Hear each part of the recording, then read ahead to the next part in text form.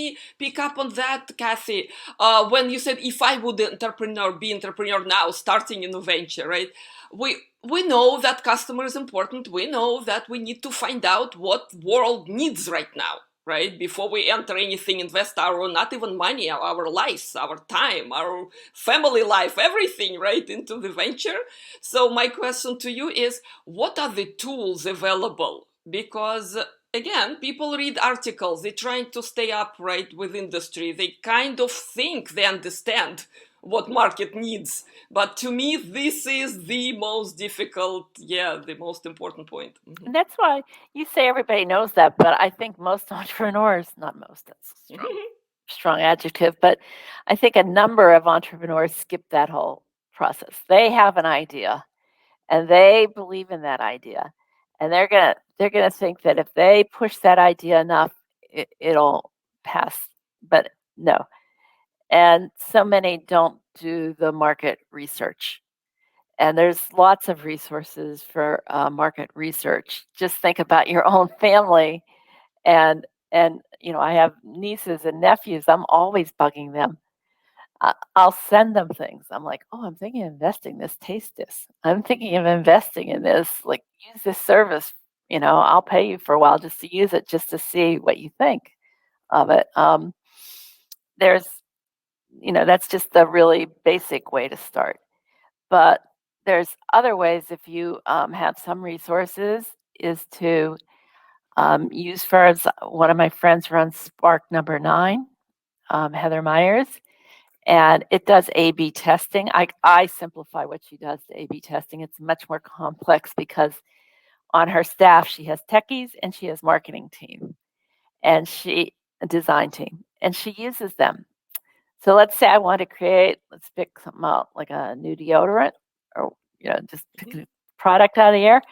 They can actually put a website up, and see who's interested, what price points, all those type of things to test whether your idea is viable or it needs to be tweaked to see who may buy it going forward, even before you have a minimal viable product. So it's getting that input and feedback, and in as many ways as you can possibly get it. What I hear, Kathy, is do your homework. What Yes. I hear, that there's no shortcut. I was so hoping for silver bullet that Kathy will tell us, go get that and you will be golden. And I hear that it's a lot of work and intellectual power and resources to really pick how do you do your research before you start developing the product. I am with you because I know developing and building something is really becoming secondary. I know many of developers are ready to fight with me right now, but point is we're proud in what we do, but unless the world needs it, we can build it in our own, free time? Call it a hobby. So it's a hobby, yes. Exactly. So when hobby becomes business, Kathy, you think? Yeah. When does it become a business? When you have a minimal viable product and that people will pay you money that actually allows you to make a profit. That's when it becomes a business. But as an angel investor, I always look at three things. Is there a viable product? Or is it just an idea? Because you need to have something that works. I can't tell you how many pitches I've seen that are great ideas, but there's no product. So, and the people are so important. I did an angel investment last year where the product wasn't perfected yet, but I so believe in the people that I know they actually have since pivoted, but I believe they could pivot and make it into a viable business.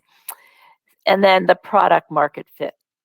Again, will somebody pay? So those are my 3 Ps: people, product market fit, and actual product. That's how I evaluate a business. Fantastic. Thank you for reminding, because we know that product will pivot. Yes, it's almost never, right, that the idea that you thought of becomes anything 3 years later and thriving business. So it will pivot. But people people that you team up with, that's totally different universe. So what about people, Kathy? Can you please describe the functional, I don't know, environment where you can pick the people and kind of build things together? Because again, it's not that trivial.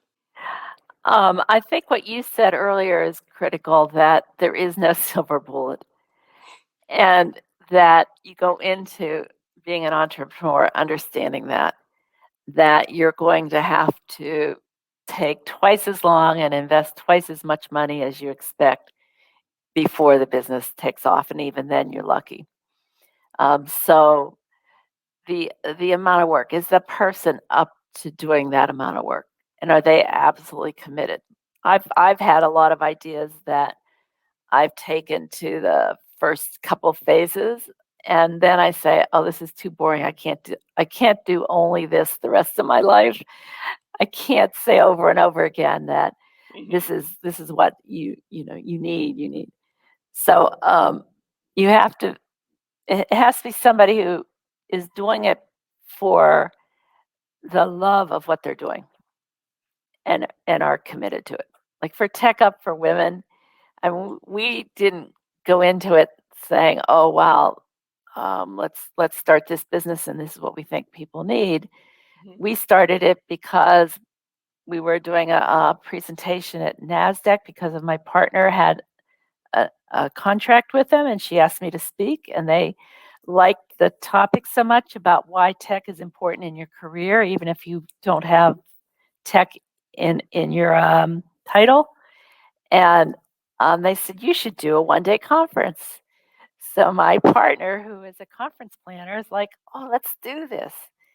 And we had no concept that we were really creating a business, but it quickly became a business, and we both do it every day. She's the majority because my husband says you should be like 50-50. I'm like, "Oh no, we're not being 50-50 because she's doing a lot of the work." So for her, she lives and breathes it, but I work on it as an advisor, and I do the Tech Up talks once a week. So I think understanding that you're going to live and breathe it, and if you want the majority share, you are going to live and breathe it, and that's it.